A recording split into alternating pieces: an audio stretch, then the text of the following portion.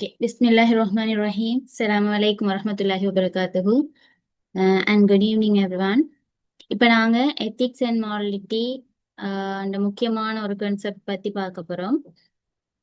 இங்க ஒரு கொஸ்டின் எப்படின்னா, எத்திக்ஸும் மாரலிட்டியும் சேம் மீனிங் தானா? இப்போ நிறைய பேர் நினைச்சு கொண்டிருக்கிற ஒரே அர்த்தத்துல தானே இது இருக்குது, அப்ப நாங்க ஒரே இடங்களுக்கு இதை வந்து யூஸ் பண்ணலாம் அப்படின்னு சொல்லி.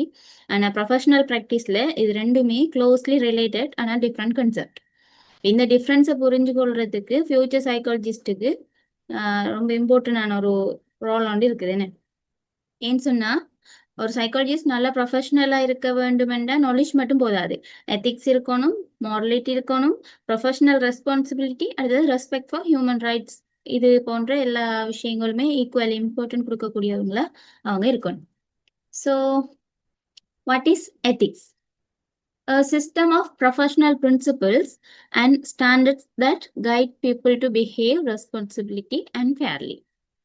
தமிழ்ல சொன்னா, ஒரு ப்ரொஃபஷன்ல சரியான முறையில பொறுப்போட நியாயமா மற்றும் மனிதர்களோட உரிமைகளை மதித்து செயல்பட உதவுற அதுக்கு வழிகாட்டக்கூடிய நெறிமுறைகள் தான் நாங்க எத்திக்ஸ்ன்னு சொல்லுவோம். சரி, எத்திக்ஸ்ன்றது ஒரு ஒப்பீனியன் இல்லை, ப்ரொஃபஷனல் ஆர்கனைசேஷனால உருவாக்கப்பட்ட guidelines.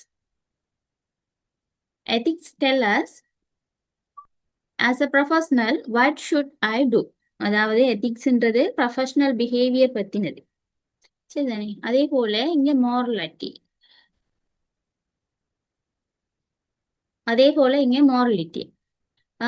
personal beliefs about right and wrong that are influenced by family, culture, religion and society. தமிழ்ல சொன்னா, ஒரு மனிதர் தன்னோட குடும்பம், சமூகம், மதம், கலாச்சாரம், வாழ்க்கை அனுபவங்கள் மூலம் உருவாக்கி கொண்ட சரி தவறு பற்றிய தன்னம்பிக்கை, தனிப்பட்ட நம்பிக்கைகள் தான் மாரலிட்டி. சரி, மாரலிட்டின்றது ப்ரொஃபஷன் உருவாக்குன ஒரு கான்செப்ட் இல்லை, அது எங்களோட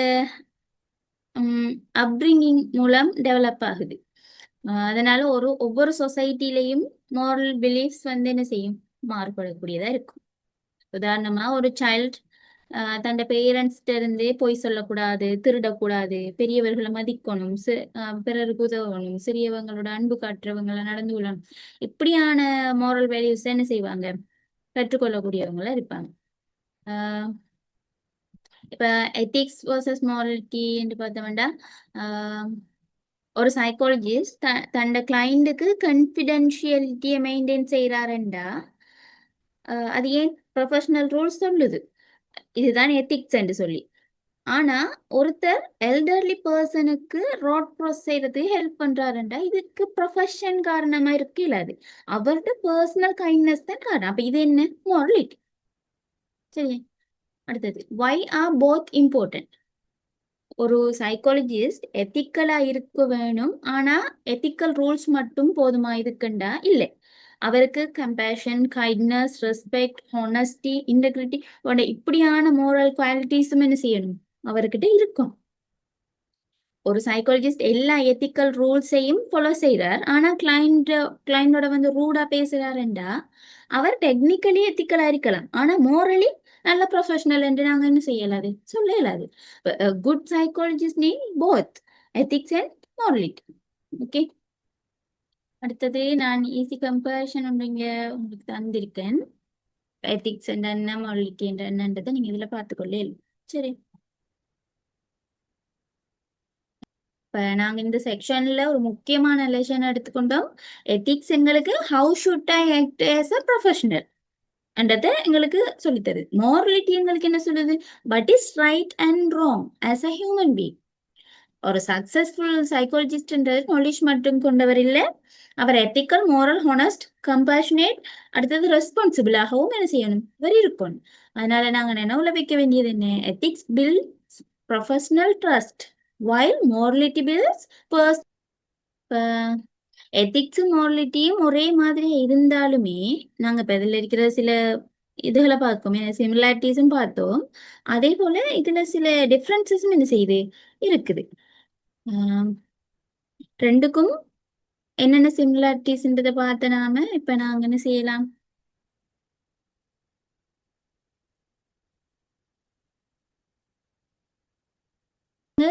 எத்திக்ஸ் மாரலிட்டிக்கு இடையிலான டிஃப்ரென்சஸை பார்ப்போம். டிஃப்ரெண்ட் ஒன் வந்து சோர்ஸ். இப்போ முதலாவது டிஃப்ரென்ஸா இதை எடுத்தோம்னா where do they come from. Ethics வந்து ப்ரொஃபஷனல் ஆர்கனைசேஷன் மூலம் என்ன செய்யுது, உருவாக்கப்படுது. இப்போ உதாரணமா ஏபிஏ பிபிஎஸ் நம்ம ஆல்ரெடி பார்த்தோமே.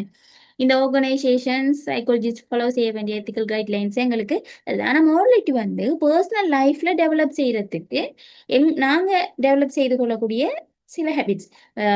இது வந்து இதை இன்ஃப்ளூயன்ஸ் செய்யக்கூடிய ஃபேக்டர்ஸ் நாங்க family, religion, culture, society, education, personal experiences. சரி, இதெல்லாமே என்ன பர்சன் டு பர்சன் எங்களுக்கு மாறக்கூடியதா இருக்கும். ரிலேட்டடா பார்த்தோம்னா எத்திக்ஸ்ட பர்பஸ் என்ன, ப்ரொஃபஷனல் பிஹேவியரை கைட் செய்யறது. மோரலிட்டியோட பர்பஸ் பர்சனல் பிஹேவியரை கைட் செய்யறது. அடுத்தது ஃபிளெக்சிபிலிட்டி. ஃபிளெக்சிபிலிட்டியில எத்திக்ஸ் வந்து பொதுவாக ரிட்டன் ரூல்ஸ், ப்ரொஃபஷனல் ஆர்கனைசேஷனால எழுதி வச்ச ஸ்டாண்டர்டான விஷயங்கள். இது எல்லாமே சைக்காலஜிஸ்டுக்கு ஒரே ரூல்ஸ். எல்லா சைக்காலஜிஸ்டும் என்ன செய்வாங்க, ஒரே ரூல்ஸ். ஆனால் மோரலிட்டி ரிட்டன் ரூல்ஸ் இல்லை. It depends on personal beliefs. Different cultures have different moral beliefs. சரிதானே? அதாவது கன்சீக்வன்சஸ். ஒரு சைக்காலஜிஸ்ட் எத்திக்கல் ரூல்ஸை வயலேட் செய்தால் ப்ரொஃபஷனல் கன்சீக்வன்சஸ் அவங்களுக்கு ஏற்படலாம். Warning, suspension, loss of licence, professional investigation. ஆனால் மோரலிட்டி வயலேட் செய்தால் லீகல் பனிஷ்மெண்ட் இல்லாமல் இருந்தாலும் guilt, loss of trust, damage to reputation, இது போன்ற பர்சனல் கன்சீக்வன்சஸ் என்ன செய்யலாம், ஏற்படலாம். சரிதானே? அதாவது ஸ்கோப்னு பார்த்தோம்னா ethics applies mainly to professional settings, morality applies to everyday life. Okay. Hospital, school, counselling, research, court எல்லாத்துலேயுமே எத்திக்ஸ் எங்களுக்கு இம்பார்ட்டன்ட். ஆனால் family relationship, friendship, helping others, வேற என்ன சொன்ன, ஸ்பீக்கிங் ஹானஸ்ட்லி, இது எல்லாத்துக்குமே மோரலிட்டியோட என்ன செய்யுது, கனெக்ஷன் இருக்கு. ஓகே.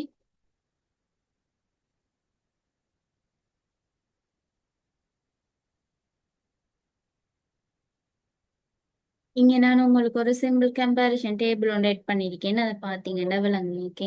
இப்போ ஒரு இன்ட்ரெஸ்டிங் சுச்சுவேஷன் ஒன்று சொல்றேன். ஒரு சைக்காலஜிஸ்ட் கவுன்சிலிங்குக்காக ஒருத்தர் வந்திருக்கார். அந்த கிளைண்ட் சொல்றார், please don't tell any one about my personal problems. இது வந்து எத்திக்ஸ் படி பார்த்தோம்னா என்ன சொல்லுது, எத்திக்ஸ் மெயின்டைன் கான்ஃபிடென்ஷியல். ஆனா கிளைண்ட் திரும்ப சொல்றார், tomorrow I am going to seriously harms someone. அப்ப நாங்க என்ன செய்யணும், கான்ஃபிடென்ஷியல் மெயின்டைன் செய்யலாமா அல்லது போலீஸுக்கு ரிப்போர்ட் செய்யலாமான்றத நாங்க தான் முடிவெடுக்கணும். இப்போ இதுதான் எத்திக்ஸ் மோரல் இடையிலான ஒரு ரிலேட்டடா நாங்க சொல்ல வேண்டிய விஷயம்.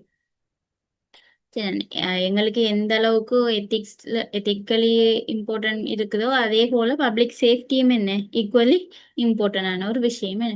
அடுத்தது Kohlberg theory of moral development.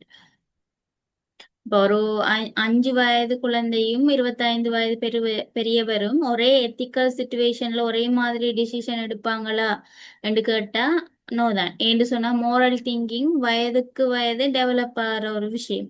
இந்த மோரல் திங்கிங் எப்படி வளர்ச்சி அடையுதுன்றத லாரன்ஸ் கால்பர்க் என்ற ஒரு சைக்காலஜிஸ்ட் அறிமுகப்படுத்துறார்.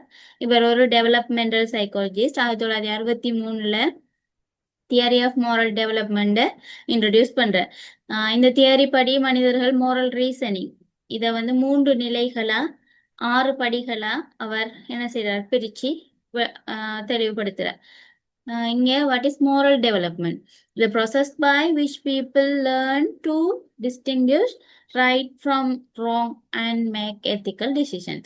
தமிழ்ல சொன்னா ஒரு மனிதர் சரி தவற புரிஞ்சு கொண்டு நெறிமுறைகள் அடிப்படையில முடிவுகள் எடுக்கிற திறன் காலப்போக்குல வளர்ந்து போறதுதான் என்ன moral development. இப்ப இதை ஒரு நாள்ல எங்களால என்ன செய்யலாது, உருவாக்க இயலாது. இதை இன்ஃப்ளூயன்ஸ் செய்யற சில காரணிகள், ஃபேக்டர்ஸ் இருக்குது. ஃபேமிலி, ஸ்கூல்ஸ், ஃப்ரெண்ட்ஸ், சொசைட்டி, வேற என்ன சொல்லலாம், ரிலிஜன், பர்சனல் எக்ஸ்பீரியன்சஸ், இதெல்லாமே அதுல எஃபெக்ட் பண்ணும். அடுத்தது லாரன்ஸ் கால்பர்க் ஒரு அமெரிக்கன் சைக்காலஜிஸ்ட். அவர் குழந்தைகளுக்கு பல மோரல் ஸ்டோரிஸ் பண்ணியிருக்கேன். இதை பார்த்தா உங்களுக்கு குயிக்கா விளங்கும். நான் இந்த இமேஜையும் உங்களோட வாட்ஸ்அப் குரூப்புக்கு என்ன செய்வேன், ஷேர் பண்ணி விடுறேன். Okay. Level 1 pre conventional morality. இந்த லெவல் பொதுவாக சில்ட்ரன்ல காணப்படுற ஒரு இதுதான். இந்த ஸ்டேஜ்ல சில்ட்ரன் எனக்கு பனிஷ்மெண்ட் கிடைக்குமா இல்ல எனக்கு ரிவார்ட் கிடைக்குமான்றதை வச்சுதான் டிசிஷன் எடுப்பாங்க. அப்ப அவங்களோட ஃபோக்கஸ் வந்து கன்சிக்வன்சஸா ரைட் ஒரு ராங் பத்தினதா இல்லை. சரிதானே? அடுத்தது இதுல வந்து ஸ்டேஜ் 1 பார்த்தோம்னா ஒபீடியன் அண்ட் பனிஷ்மெண்ட். இந்த ஸ்டேஜ்ல சில்ட்ரன் பனிஷ்மெண்ட்டை அவாய்ட் பண்றதுக்காக ரூல்ஸை ஃபாலோ பண்ணுவாங்க. ஒரு சைல்டு ஹோம்ஒர்க் செய்யறாருண்டா லேர்னிங்குக்காக இல்லை, டீச்சர் பனிஷ் பண்ணக்கூடாதுன்றதுக்காக தான் அவர் செய்யறார். சரிதானே? ஸ்டேஜ் 2ல நாங்க பார்க்கலாம் இண்டிவிஜுவலிசம் அண்ட் எக்ஸ்சேஞ்ச். இந்த ஸ்டேஜ்ல சில்ட்ரன் ரிவார்ட் கிடைக்கும் என்றால் நல்ல பிஹேவியரை காட்டுவாங்க. இப்ப நான் உங்களுக்கு பென் தரேன், நீங்க எனக்கு சாக்லேட் கொடுங்க அப்படின்ற மாதிரி ஒரு டீலிங்குள்ள வர்றது. ஓகே. இப்போ சமரி ஆஃப் ப்ரீ கன்வென்ஷனல் மாரலிட்டின்னு பார்த்தோம்னா இங்க decision making depends on punishment or reward, not ethical principles. Okay. அடுத்தது லெவல் 2 கன்வென்ஷனல் மாரலிட்டி. இங்க வந்து இந்த லெவல்ல பொதுவா டீனேஜர்ஸ் அடல்ட்ஸ் தான் இருப்பாங்க. இந்த ஸ்டேஜ்ல பீப்புள் சொசைட்டி என்ன சொல்லுது, லோ என்ன சொல்லுதுன்றத வச்சு டிசிஷன் எடுக்கக்கூடிய மாதிரி இருக்கும். இதுல ஒரு stage good boy are good girl orientation. இந்த ஸ்டேஜ்ல பீப்புள் அதை அப்ரூவல் பெறுறது, அதர்ஸோட அப்ரூவல் பெறுறதுக்காக நல்ல பிஹேவியரை காட்டுற நிலைமை இருக்கும். ஒரு ஸ்டூடெண்ட் கிளாஸ் மானிட்டரா இருக்கார், அவர் ரூல்ஸ் ஃபாலோ செய்யறாருண்டா டீச்சர்ஸ் ஃப்ரெண்ட்ஸ் பேரண்ட்ஸ் அவரை குட் ஸ்டூடெண்ட் நினைக்கணுமென்றதுக்காக இருக்கும். ஓகே. ஸ்டேஜ் 4 பார்த்தோம்னா லோ அண்ட் ஆர்டர் ஓரியன்டேஷன். இந்த ஸ்டேஜ்ல பீப்புள் ரூல்ஸ் அடுத்தது லோ சொசைட்டிக்கு முக்கியம் என்று நம்புறாங்க. சரியா? இப்போ ஒருத்தர் ரெட் சிக்னல்ல வெஹிக்கிள் ஸ்டாப் பண்றார், போலீஸ் இருக்கிறாங்களா இல்லையான்றது அங்க மேட்டர் இல்லை. இங்க அவர் லோவா ஃபாலோ செய்ய வேண்டும் என்று நினைக்கிறது. ஓகே. அடுத்தது லெவல் 3 போஸ்ட் கன்வென்ஷனல் மாரலிட்டி. இது ஹையஸ்ட் லெவல். இப்போ எல்லாரும் இந்த லெவல் என்ன செய்ய மாட்டாங்க, ரீச் பண்ண மாட்டாங்க. இந்த ஸ்டேஜ்ல பீப்புள் திங்க் பியாண்ட் லோஸ். அவங்க justice, human rights, equality, universal principles இது எல்லாத்தையும் பேஸ் பண்ணி டிசிஷன் எடுப்பாங்க. இதுல ஒரு ஸ்டேஜ் சோசியல் கண்ட்ராக்ட். இந்த ஸ்டேஜ்ல பீப்புள் லோஸ் இம்பார்ட்டன்ட் என்று நம்புறாங்க. ஆனா லோஸ் அன்ஃபேராக இருந்தா அவற்றை சேஞ்ச் செய்யணும் என்றும் ஒரு ஹோப் இருக்கும். ஓகே. இப்போ ஒரு கண்ட்ரில அன்ஃபேர் லோ இருக்கு, பீப்புள் பீஸ்ஃபுல்லா ப்ரொடெஸ்ட் செய்யப்படுறாங்க அப்படின்னா ஏன் அவங்களுக்கு ஜஸ்டிஸ் வேணும். சரியா? அது ஸ்டேஜ் 6 யூனிவர்சல் எத்திக்கல் பிரின்சிபிள்ஸ். இது ஹையஸ்ட் ஸ்டேஜ் உண்டு இந்த even if law says otherwise. Okay. இப்போ எக்ஸாம்பிள் ஒருவர் தன்னோட உயிருக்கு ஆபத்து இருந்தாலும் மற்றவங்களோட உயிரை காப்பாத்துறது. ஏன் human life is more valuable. Okay. இதுக்கு நாங்க ஒரு எக்ஸாம்பிள் சொல்லலாம். எப்படின்னா இப்போ மகாத்மா காந்தி நான் வயலன்ஸை தேர்ந்தெடுக்கார், அல்லது நெல்சன் மண்டேலா சமத்துவத்திற்கான நீண்ட காலம் போராடினது. இது போன்ற யூனிவர்சல் ஜஸ்டிஸை முன்னிலைப்படுத்தி மோரல் ரீசனிங்குக்கு எடுத்துக்காட்டா நாங்க இதுல பார்க்கல. சரி. எல்லா தியரிக்குமே கிரிட்டிசிசம் இருக்கும். அதே போல இந்த தியரிக்கான கிரிட்டிசிசம் என்னன்னா அவர் ரிசர்ச் மோஸ்ட்லி பாய்ஸ்ல தான் செய்திருக்கார். டிஃப்ரெண்ட் கல்ச்சர்ல மோரல் திங்கிங் வேறுபடலாம். சரிதானே? அப்ப பீப்புள் எப்பவுமே தியரி சொல்றது போலவே பிஹேவ் பண்ண மாட்டாங்க. அடுத்தது knowing the right thing doesn't always mean doing the right thing. Okay. இதனால இந்த தியரி வந்து இன்ஃப்ளூயன்ஷியல் ஆனாலும் ஒரு பெர்ஃபெக்ட் தியரியா இல்லை அப்படி என்று சொல்லப்படுது. ஓகே. அடுத்தது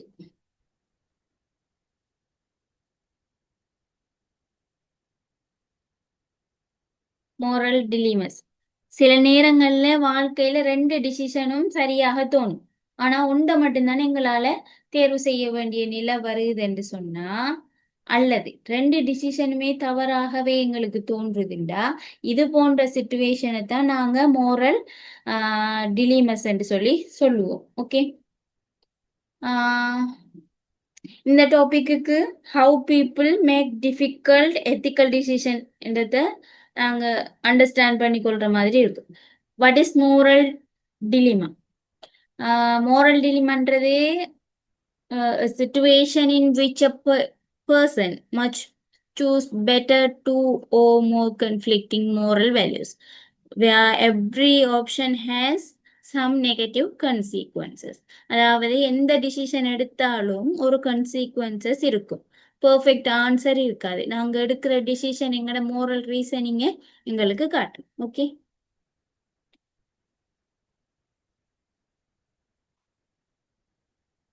why do moral dilemmas matter? நாங்க ஏன் மோரல் டிலமஸை ஸ்டடி பண்றோம்னு பார்த்தா அது எங்களோட moral reasoning, critical thinking, decision making skills, ethical judgement இது எல்லாத்தையுமே நாங்கள் அண்டர்ஸ்டாண்ட் பண்ணி கொள்றதுக்கு முக்கியமான ஸ்கில் எங்களுக்கு தரதா இருக்கு. ஓகே, அடுத்தது ஒரு ஃபேமஸான ஒரு விஷயம் ஒன்று இருக்கு, த ஃபேமஸ் ட்ராலி ப்ராப்ளம் அப்படின்ட்டு. 1967 பிலோசபர் பிலிப்பா ஃபுட் என்பவரால் அறிமுகப்படுத்தப்படுது. இது சைக்காலஜிஸ்ட் வந்து பிலோசபர்ஸ் இந்த ப்ராப்ளமை மோரல் ரீசனிங் ஸ்டடி செய்ய பயன்படுத்துறதுக்கு ஆரம்பிச்சாங்க. சரியா, இந்த சுச்சுவேஷன் எப்படின்னா, நீங்க ஒரு ரயில்வே ட்ராக்ல பக்கத்துல நிக்கிறீங்க, ஒரு ட்ராலி அதாவது ட்ரெயின் கண்ட்ரோல் இல்லாம வேகமா வருது. அந்த ட்ரக்ல 5 ஒர்க்கர்ஸ் வேலை செய்து கொண்டு இருக்காங்க. அவங்களுக்கு ட்ரெயின் வாரது தெரியல. நீங்க பக்கத்துல போய் அங்க ஒரு ஸ்விட்ச் இருக்குது, அதை பாக்குறீங்க. அதை மாத்தினா அந்த ட்ரக் என்ன செய்யும், மாறும். சரியா, ஆனா இப்படி மாத்தி விட்டா அந்த ட்ரக்ல ஒரு ஒர்க்கர் நிக்காங்க. இப்போ உங்களோட டிசிஷன் என்னையா இருக்கும்? இங்க நாங்க 2 சாய்ஸஸ் எடுக்கலாம். என்ன ஆப்ஷன் 1, அதை நாங்க இந்த சுவிட்சை வந்து டச் பண்ணாமே இருக்கிற ரிசல்ட் என்ன, 5 பீப்புளும் டை. ஆப்ஷன் 2, நாங்க அந்த சுவிட்சை போய் சேஞ்ச் பண்ணி விடுறது, அந்த வேயை சேஞ்ச் பண்ணி விடுறது. அங்க ரிசல்ட் என்ன, 1% டை. சரி, அப்ப இப்படி 2 ஆப்ஷன் இருக்கு. அப்ப நாங்க எதை சூஸ் பண்ற?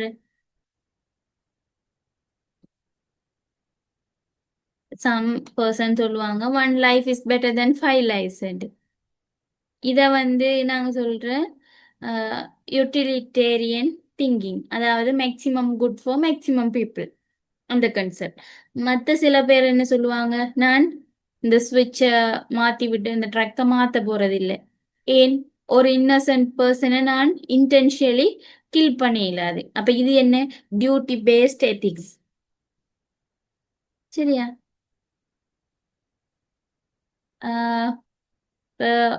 ஃபர்ஸ்ட் ஆப்ஷனை நாங்க எடுத்தோம்னு சொன்னா,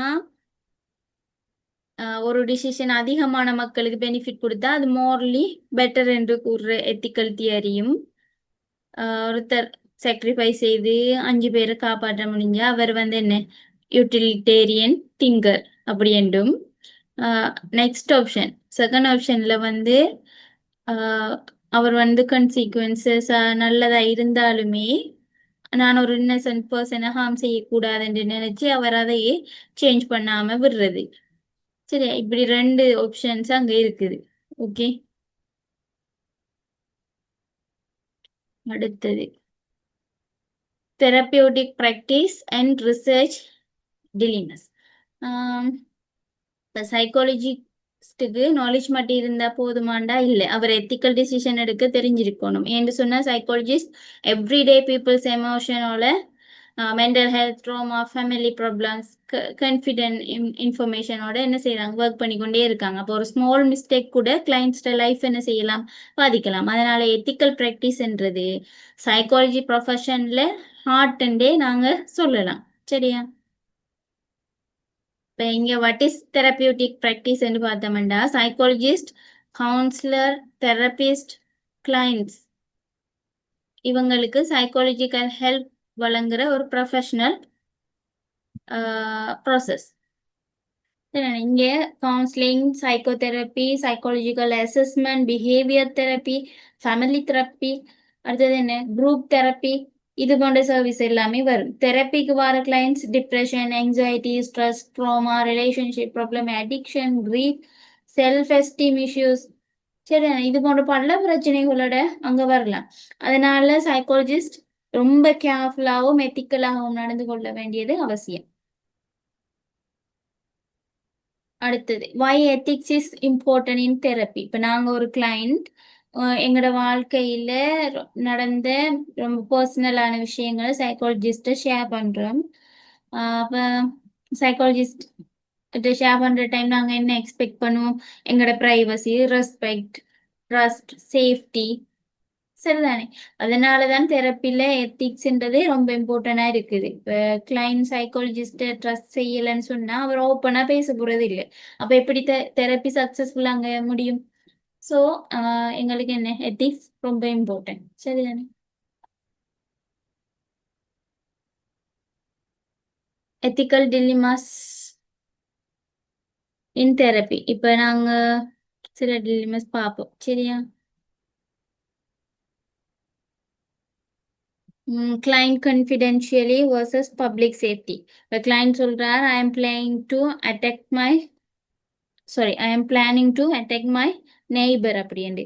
அப்ப சைக்காலஜிஸ்ட் என்ன செய்வார்? கன்ஃபிடென்ஷியலிட்டி மெயின்டைன் செய்யலாமா அல்லது போலீஸுக்கு ரிப்போர்ட் செய்யலாமான்றது இந்த சுச்சுவேஷன்ல நாங்க முடிவெடுக்க வேண்டி இருக்கோம். Protecting others become more important. என்ன டிலிமா 2, ப்ரொஃபஷனல் பவுண்டரிஸ். இங்க ஒரு கிளைண்ட் சைக்காலஜிஸ்ட சோஷியல் மீடியாவில் ஃப்ரெண்ட் ரிக்வெஸ்ட் பண்ற, அக்செப்ட் செய்யலாமா? Generally no. ஏன்? ப்ரொஃபஷனல் ரிலேஷன்ஷிப் பர்சனல் ரிலேஷன்ஷிப்பாக மாறக்கூடாது. ஓகே, அடுத்தது டிலிமா கிஃப்ட் அக்செப்டன்ஸ். ஒரு கிளைண்ட் எக்ஸ்பென்சிவ் கிஃப்ட் கொடுக்க சைக்காலஜிஸ்ட் அக்செப்ட் பண்ணலாமா? யூஸ்வலி ஸ்மால் அப்ரிசியேஷன் அக்செப்டபிளா இருக்கலாம். ஆனா எக்ஸ்பென்சிவ் கிஃப்ட் ப்ரொஃபஷனல் ரிலேஷன்ஷிப்பை இன்ஃப்ளூயன்ஸ் செய்யக்கூடும். அதனால எத்திக்கல் கைட்லைன்ஸ் ஃபாலோ செய்ய வேண்டிய சுச்சுவேஷன் இங்க இருக்குது. ஓகே.